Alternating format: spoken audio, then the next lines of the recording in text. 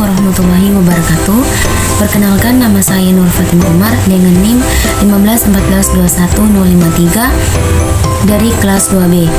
Saya membuat video ini untuk memenuhi ujian tengah semester mata kuliah Psikologi Pendidikan dosen pengampu Ibu Dr. Asni Ilham SPD MSI. Di sini saya akan menjawab 4 pertanyaan. Pertanyaan yang pertama, sebagai mahasiswa PGSD calon guru sekolah dasar, Anda dibekali dengan mata kuliah Psikologi Pendidikan. Menurut Anda, apa manfaatnya mata kuliah ini? Baik, jawabannya, manfaat mata kuliah tersebut yang pertama, memahami perbedaan siswa. Setiap individu dilahirkan dengan membawa potensi yang berbeda-beda. Tidak ada yang sama antara siswa satu dengan siswa yang lainnya. Oleh karena itu, seorang guru harus memahami keberagaman antara siswa satu dengan siswa yang lainnya. Mulai dari perbedaan tingkat pertumbuhannya, tugas perkembangannya, sampai pada masing-masing potensi yang dimiliki oleh anak. Dengan pemahaman guru yang baik terhadap siswanya, maka bisa menciptakan hasil pembelajaran yang efektif dan efisien, serta mampu menciptakan suasana pembelajaran yang kondusif. Manfaat yang kedua yaitu untuk menciptakan iklim belajar yang kondusif di dalam kelas. Kemampuan guru dalam menciptakan iklim dan kondisi pembelajaran yang kondusif mampu membantu proses pembelajaran berjalan secara efektif. Seorang pendidik harus mengetahui prinsip-prinsip yang tepat dalam proses belajar mengajar. Pendekatan yang berbeda menyesuaikan karakteristik siswa dalam mengajar untuk menghasilkan proses belajar mengajar yang lebih baik. Disinilah peran psikologi pendidikan yang mampu mengajarkan bagaimana seorang pendidik mampu memahami kondisi psikologis dan menciptakan suasana pembelajaran yang kondusif, sehingga proses pembelajaran di dalam kelas bisa berjalan secara efektif. Manfaat yang ketiga yaitu untuk memilih strategi dan metode pembelajaran.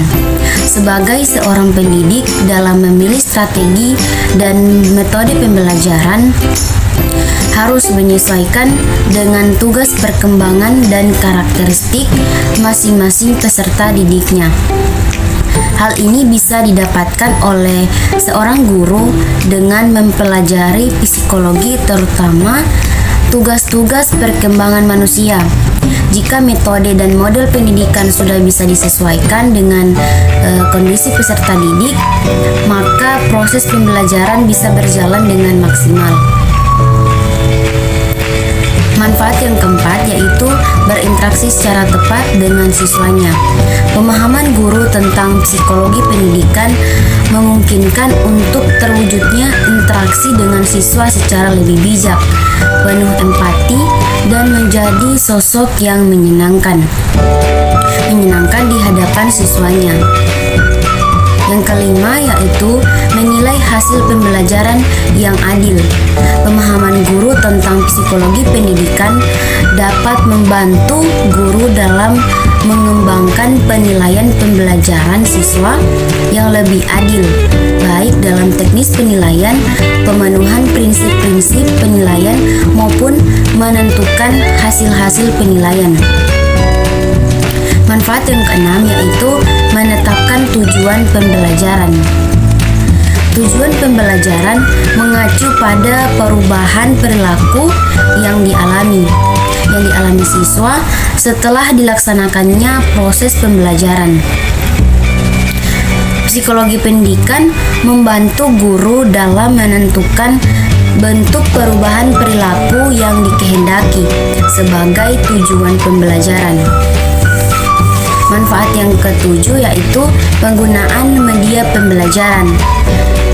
Pengetahuan tentang psikologi pendidikan diperlukan guru untuk merencanakan dengan tepat media pembelajaran. Media pembelajaran yang akan digunakan, misalnya penggunaan media audio visual, sehingga dapat memberikan gambaran nyata kepada peserta didik. Manfaat yang ke-8 yaitu penyusunan jadwal pelajaran. Jadwal pelajaran harus disusun berdasarkan kondisi psikologi peserta didik. Misalnya, mata pelajaran yang dianggap sulit bagi siswa seperti matematika ditempatkan di awal pelajaran, di mana kondisi siswa masih segar dan semangat dalam menerima materi pelajaran. Yang ke-9 yaitu memfasilitasi dan memotivasi belajar peserta didik. Memfasilitasi artinya berusaha untuk mengembangkan segenap potensi yang dimiliki siswa, seperti bakat, kecerdasan, dan minat.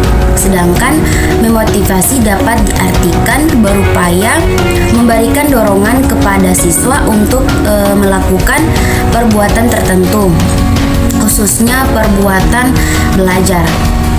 Tanpa pemahaman psikologi pendidikan yang memadai, tampaknya seorang guru akan mengalami kesulitan untuk mewujudkan dirinya sebagai fasilitator maupun motivator belajar siswanya.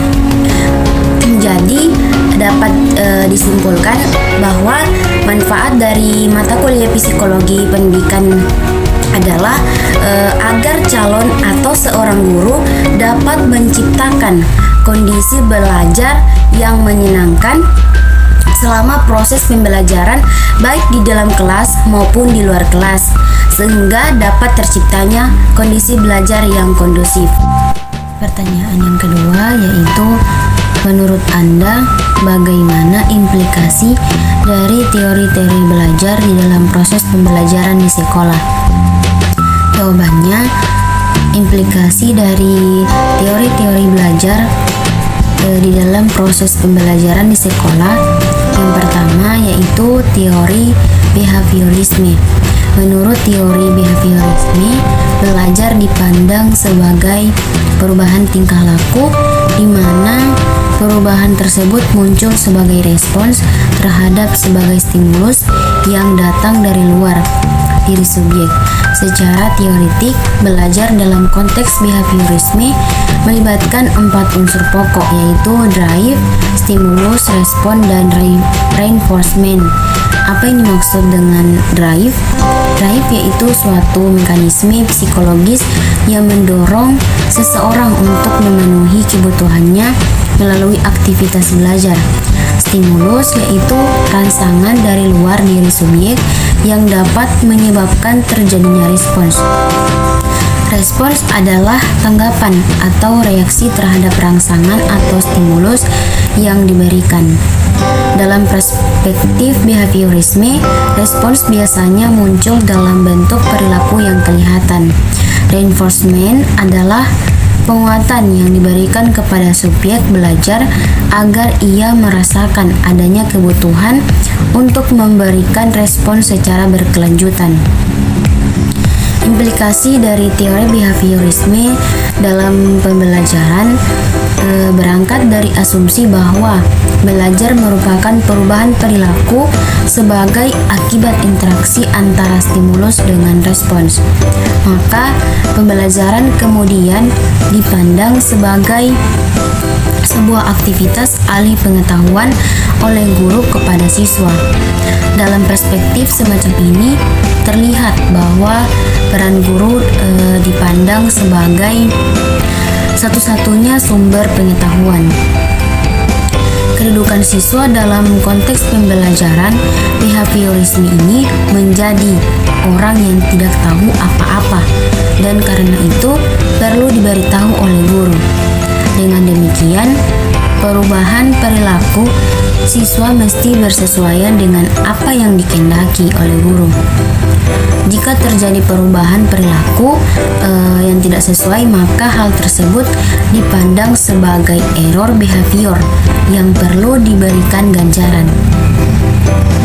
Pembelajaran demikian dirancang secara seragam dan berlaku untuk semua konteks tanpa mempersoalkan perbedaan karakteristik siswa maupun konteks sosial di mana siswa hidup. Kontrol belajar dalam pembelajaran behavioristik tidak memberi peluang bagi siswa untuk berekspresi menurut potensi yang dimilikinya, melainkan menurut apa yang ditentukan. Mengacu pada berbagai argumentasi yang telah dipaparkan, maka secara ringkas implikasi teori behavioristik ini dalam pembelajaran dapat dideskripsikan sebagai berikut.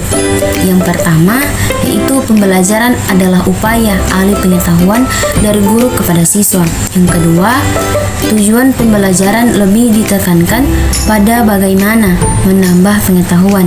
Yang ketiga, strategi pembelajaran lebih ditekankan pada perolehan keterampilan yang terisolasi dengan akumulasi fakta yang berbasis pada logika. Keempat, pembelajaran mengikuti aturan kurikulum secara ketat dan lebih ditekankan pada keterampilan mengungkapkan kembali apa yang dipelajari. Yang kelima, kegagalan dalam belajar atau ketidakmampuan dalam penambahan pengetahuan dikategorikan sebagai kesalahan yang perlu dihukum, dan keberhasilan atau kemampuan dikategorikan sebagai bentuk perilaku yang pantas diberi hadiah. Yang keenam, evaluasi lebih ditekankan pada respons pasif melalui sistem paper and pencil test dan menuntut hanya ada satu jawaban yang benar. Dengan demikian, evaluasi lebih ditekankan pada hasil dan bukan pada proses atau sintesis antara keduanya. Teori yang kedua yaitu teori kognitif. Pandangan teori kognitif tentang belajar sama halnya dengan behaviorisme.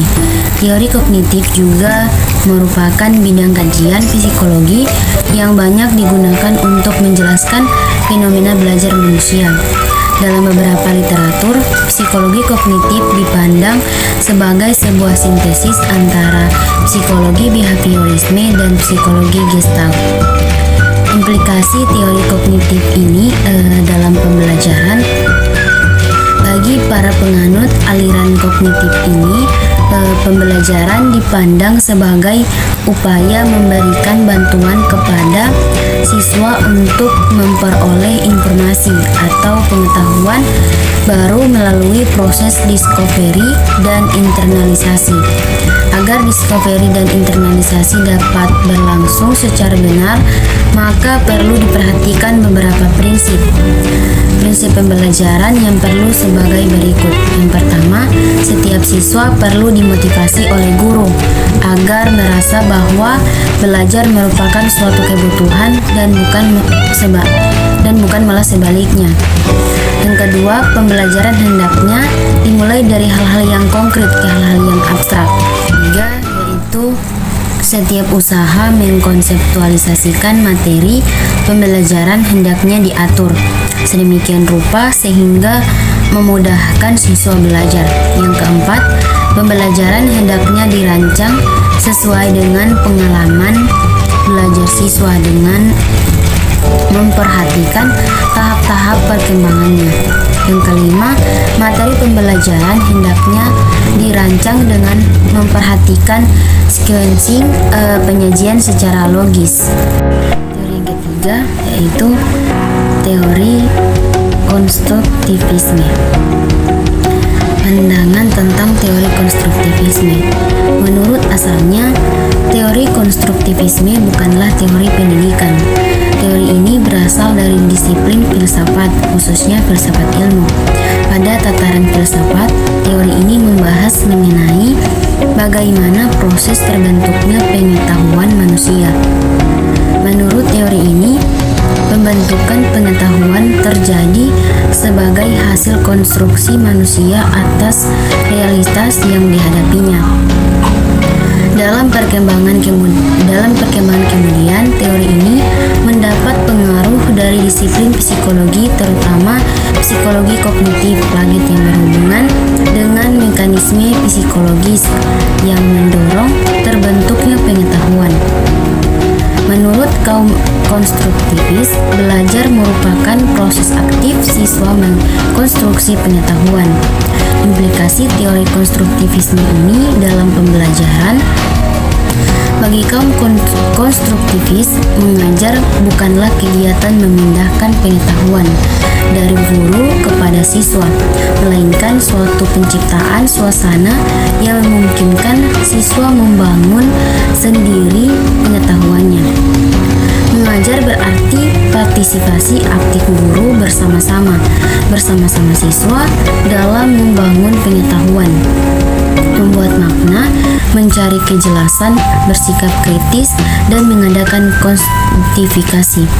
Jadi mengajar adalah belajar itu sendiri. Menurut prinsip konstruktivisme, guru berperan sebagai mediator dan fasilitator yang membantu agar proses belajar siswa berjalan sebagaimana semestinya. Sebagai fasilitator dan mediator, tugas guru dapat dijabarkan sebagai berikut.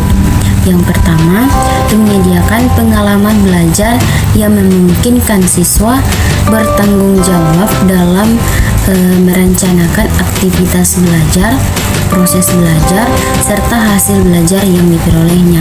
Dengan demikian, menjadi jelas bahwa memberi kuliah atau ceramah bukanlah tugas utama guru. Yang kedua, memberikan sejumlah kegiatan yang dapat merangsang keingintahuan siswa dan mendorong mereka untuk mengekspresikan gagasan-gagasannya serta mengkomunikasikannya secara ilmiah. Yang ketiga, menyediakan sarana belajar yang merangsang siswa berpikir secara produktif. Guru hendaknya menciptakan rangsangan belajar melalui penyediaan situasi problematik yang memungkinkan siswa belajar memecahkan masalah. Yang keempat, memonitor, mengevaluasi, dan menunjukkan tingkat perkembangan berpikir siswa. Guru dapat menunjukkan dan mempertanyakan sejauh mana pengetahuan siswa untuk menghadapi persoalan baru yang berkaitan dengan pengetahuan yang dimilikinya. Keempat, teori pemrosesan informasi.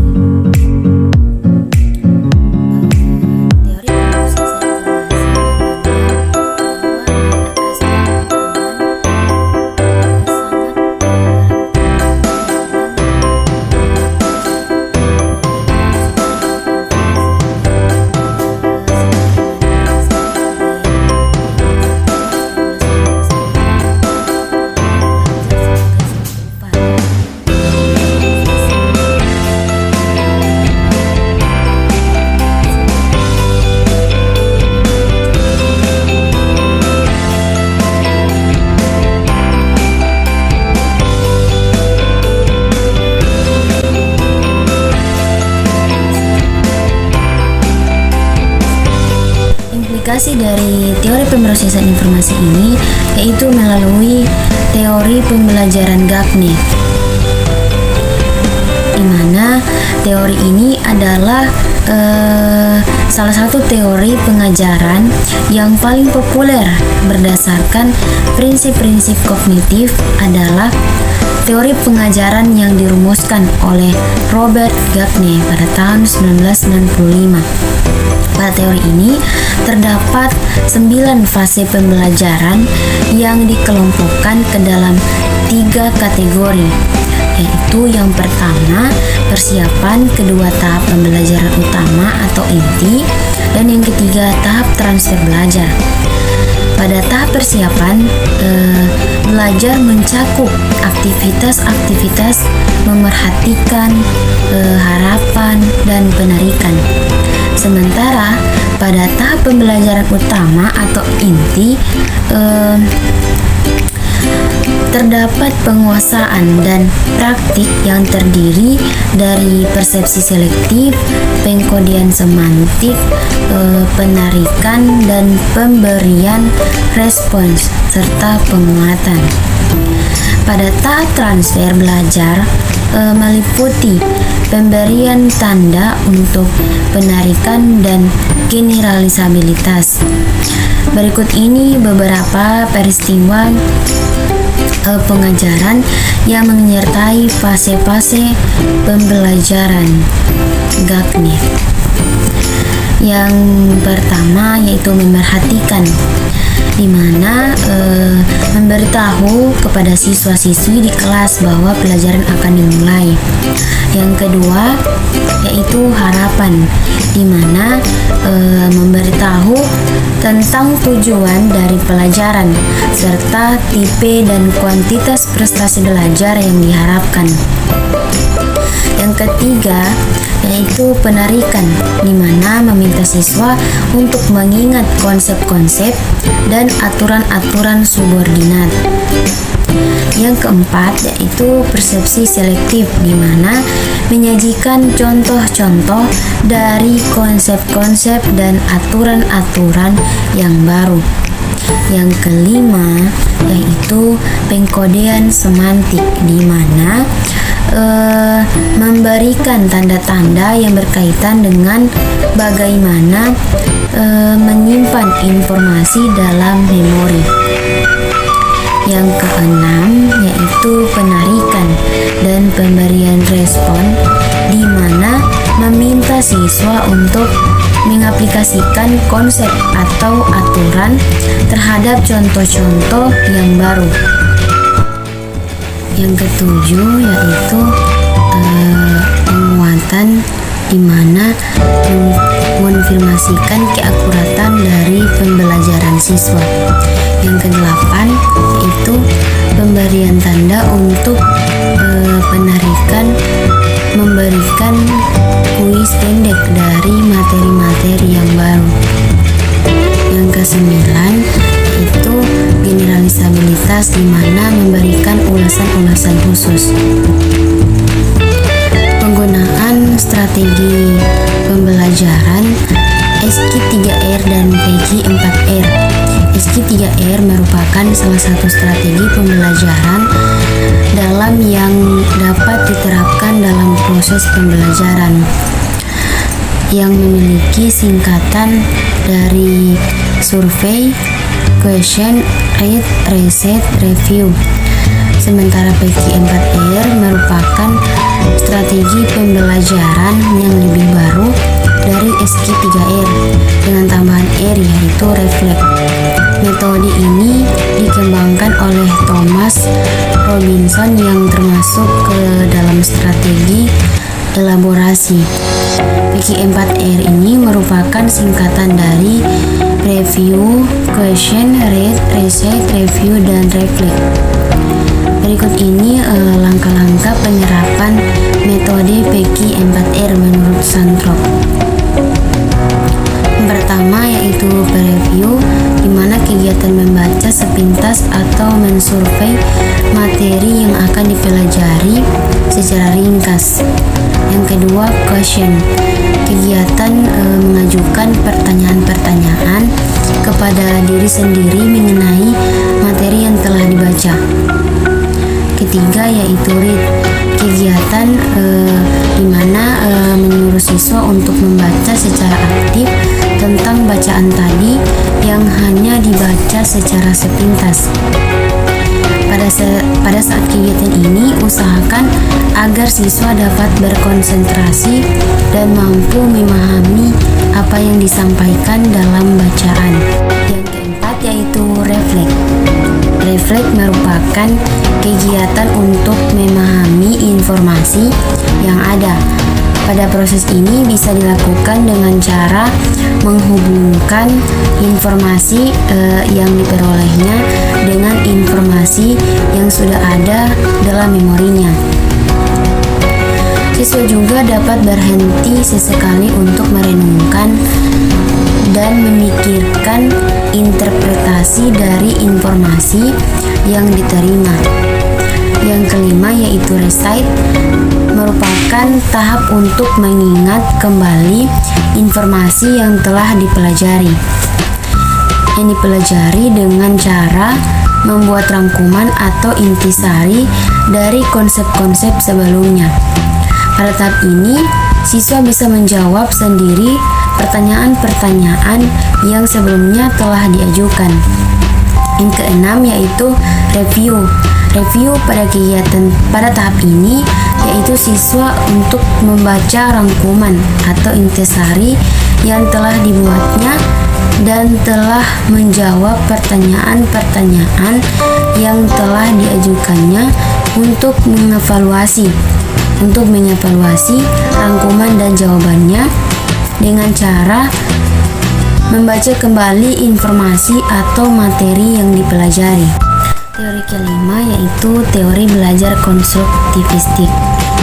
Teori belajar konstruktivistik mengakui bahwa peserta didik akan dapat menginterpretasikan informasi ke dalam pikirannya hanya pada konteks pengalaman dan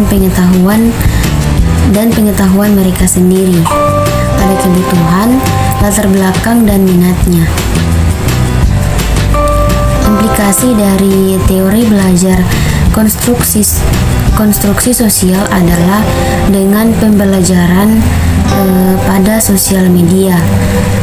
Pada sosial media memberikan kesempatan kepada peserta didik untuk berinteraksi, berkolaborasi, berbagi informasi dan pemikiran secara bersama. Sama halnya dengan pembelajaran melalui sosial media, pembelajaran melalui web juga memberikan kesempatan kepada peserta didik untuk melengkapi satu atau lebih tugas melalui jaringan internet. Selain itu juga dapat melakukan pembelajaran kelompok dengan menggunakan fasilitas internet seperti Google Share. Model pembelajaran melalui web ini maupun sosial media sejalan dengan teori konstruktivistik, di mana peserta didik adalah pembelajar yang bebas yang dapat menentukan sendiri kebutuhan belajarnya. Beberapa implikasi teori konstruktivistik dalam pembelajaran adalah sebagai berikut. Yang pertama yaitu kurikulum disajikan mulai dari keseluruhan menuju ke bagian-bagian dan lebih mendekatkan kepada konsep-konsep yang lebih luas. Yang kedua yaitu pembelajaran lebih menghargai pada pemunculan pertanyaan dan ide-ide peserta didik. Yang ketiga yaitu kegiatan ekstrakurikuler lebih banyak mengandalkan pada sumber-sumber data primer dan manipulasi bahan.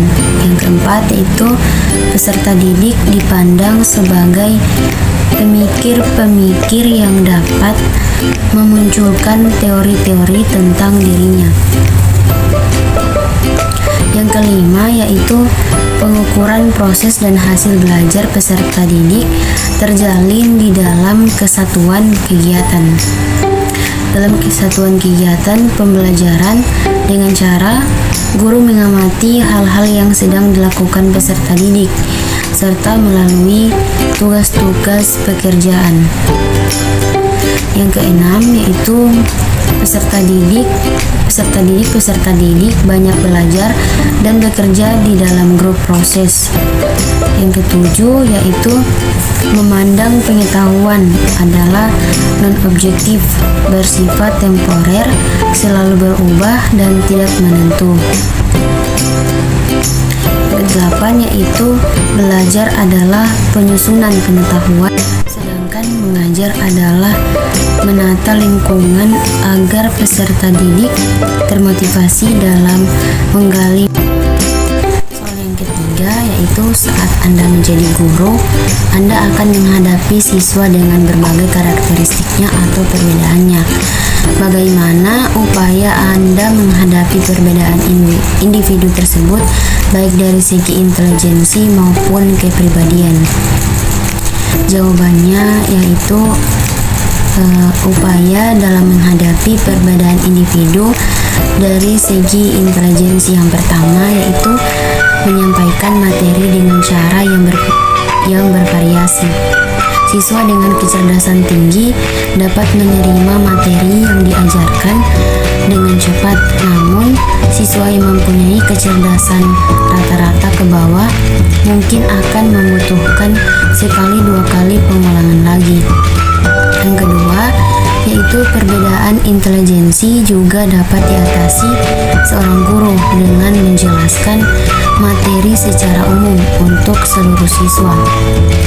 Yang ketiga, memberikan soal-soal latihan bagi siswa-siswa yang dirasa telah jelas dengan materi yang disampaikan.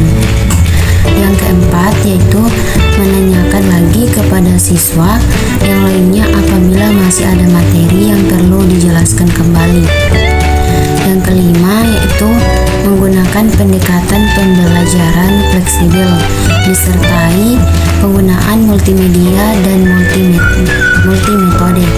Yang keenam, memahami pilihan gaya belajar siswa, kemudian menyediakan lingkungan belajar yang mendukung gaya belajar mereka. Ketujuh, memberikan pengalaman belajar yang menggabungkan pilihan cara belajar siswa, menggunakan metode mengajar, insentif, alat, dan situasi yang direncanakan sesuai dengan pilihan siswa.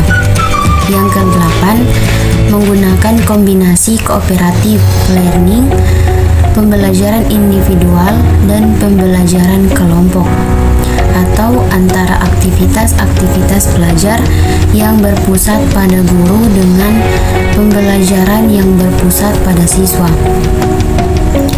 Yang ke-9, yaitu memberikan waktu yang cukup untuk memproses dan memahami materi.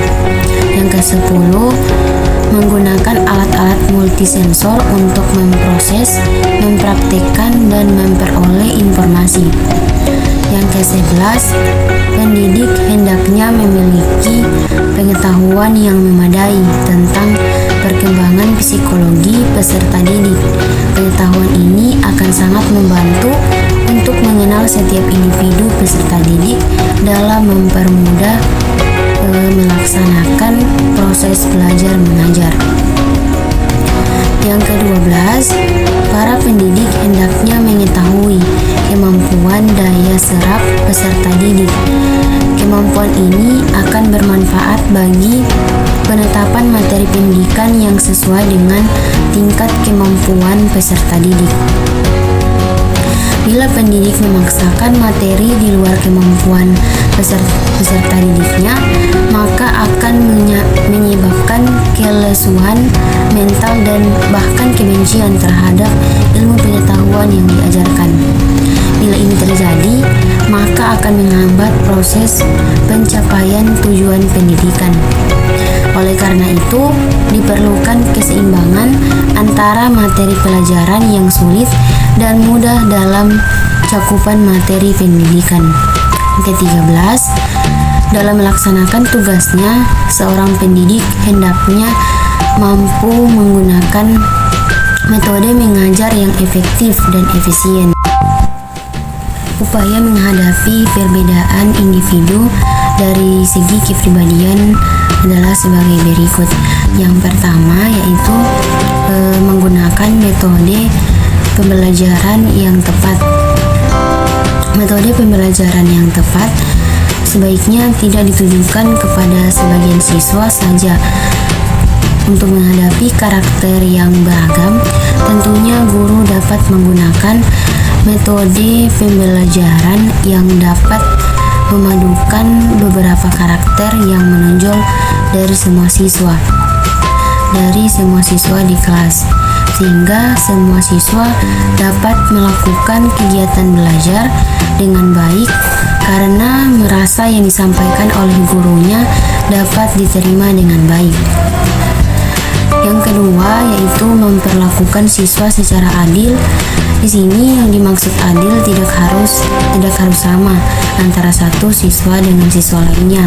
Namun, adil dapat diartikan sebuah perlakuan sesuai dengan yang dibutuhkan masing-masing siswa. Yang ketiga, memberikan motivasi yang tepat.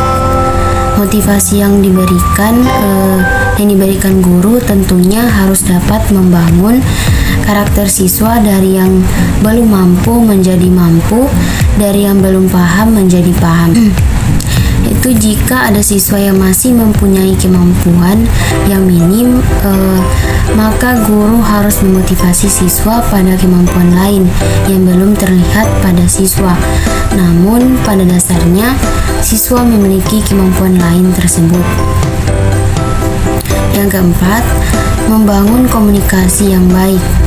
Interaksi antara guru dan siswa tentunya harus berjalan dengan baik agar tercipta pembelajaran yang menyenangkan. Sampaikan segala sesuatu yang guru ingin sampaikan pada siswa dengan cara yang baik agar tidak melukai hati siswa sehingga siswa tetap antusias dan rajin belajar. Kelima, ciptakan suasana belajar yang nyaman. Suasana yang nyaman dan kondusif dapat menyatukan siswa pada sebuah karakter yang membuat guru lebih mudah menyampaikan materi dan siswa pun mudah untuk menerima materi tersebut. Media pembelajaran yang menarik juga dapat membantu guru mengatasi beragam karakter siswa dalam kelas. Siswa juga dapat menerima karakter berbeda yang ditemukan dari teman-teman yang lain.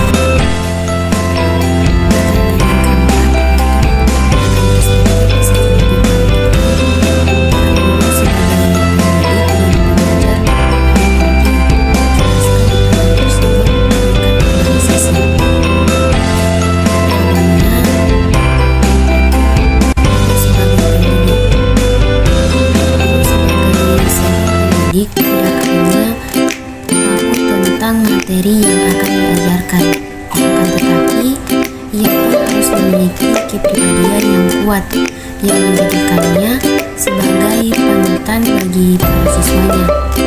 Hal ini penting karena sebagai seorang pendidik, guru tidak hanya mengajarkan siswanya untuk mengetahui beberapa hal. Guru juga harus melatih keterampilan, sikap, dan mental anak didik. Penanaman keterampilan, sikap, dan mental ini tidak bisa sekedar asal tahu saja, tetapi harus dikuasai dan dipraktikkan siswa dalam kehidupan sehari-harinya. Mendidik adalah menanamkan nilai-nilai yang terkandung dalam setiap materi yang disampaikan kepada anak. Menanamkan nilai-nilai ini akan lebih efektif apabila dibarengi dengan teladan yang baik dari gurunya yang akan dijadikan contoh bagi anak. Dengan demikian diharapkan siswa dapat menghayati nilai-nilai tersebut dan menjadikannya bagian dari kehidupan siswa itu sendiri. Jadi peran dan tugas guru bukan hanya menjejali anak dengan semua ilmu pengetahuan dan menjadikan siswa tahu segala hal, akan tetapi guru juga harus dapat berperan sebagai mentransfer nilai-nilai. Ada beberapa hal yang harus diperhatikan guru sebagai pendidik, yaitu sebagai berikut. Yang pertama, guru harus dapat menempatkan dirinya sebagai teladan bagi siswanya. Teladan di sini bukan berarti bahwa guru harus menjadi manusia yang sempurna. Karena salah. Guru adalah manusia biasa dan tidak luput dari kesalahan. Tetapi guru harus berusaha menghindari perbuatan tercela yang akan menjatuhkan harga dirinya. Guru harus mengenal siswanya, bukan saja mengenai kebutuhan, cara belajar, dan gaya belajarnya saja. Akan tetapi, guru harus mengetahui sifat, karakter,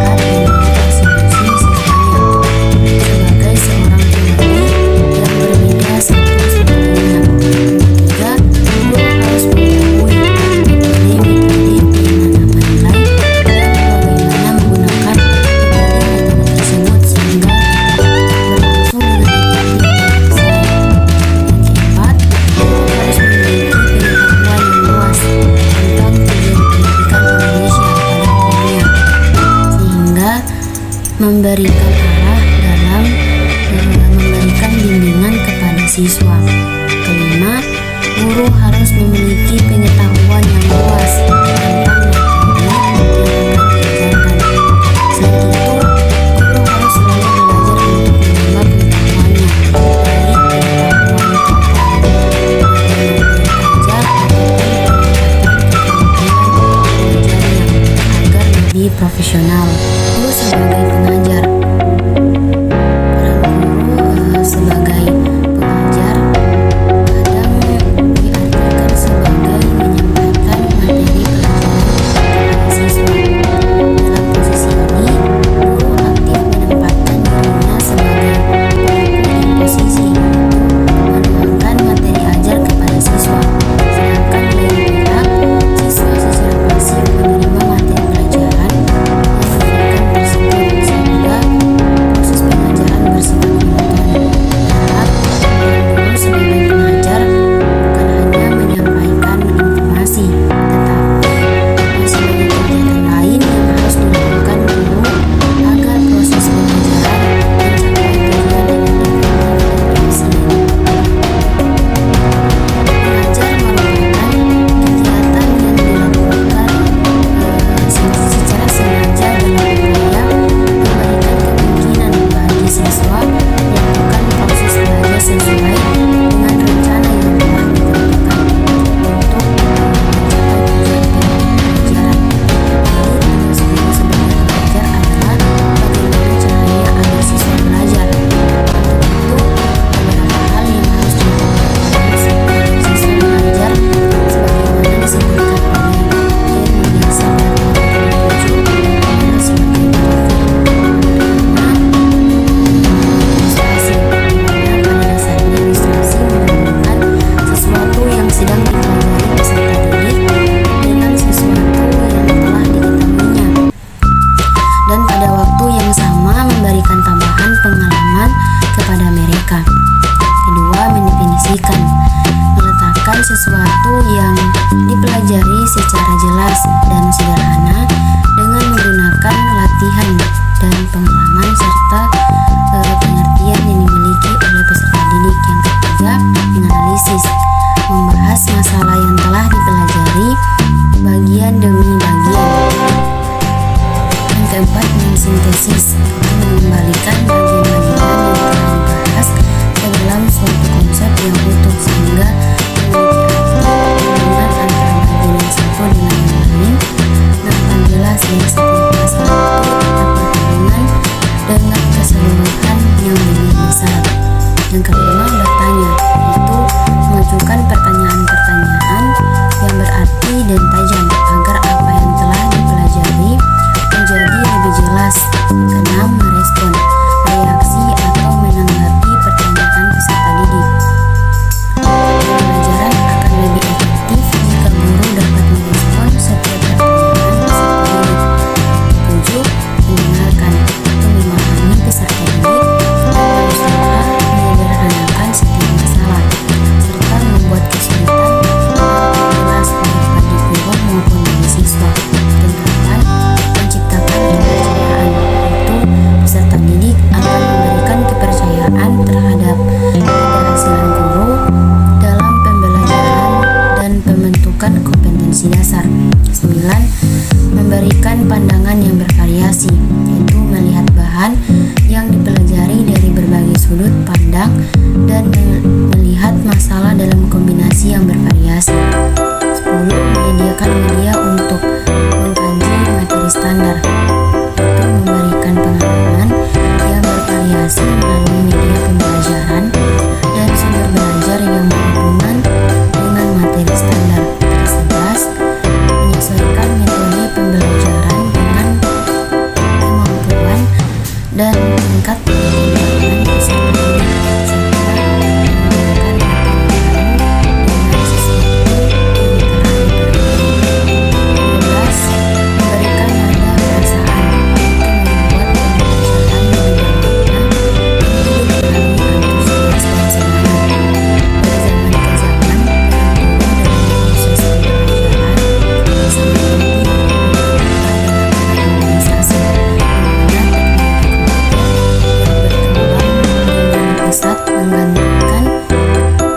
diskusi lagi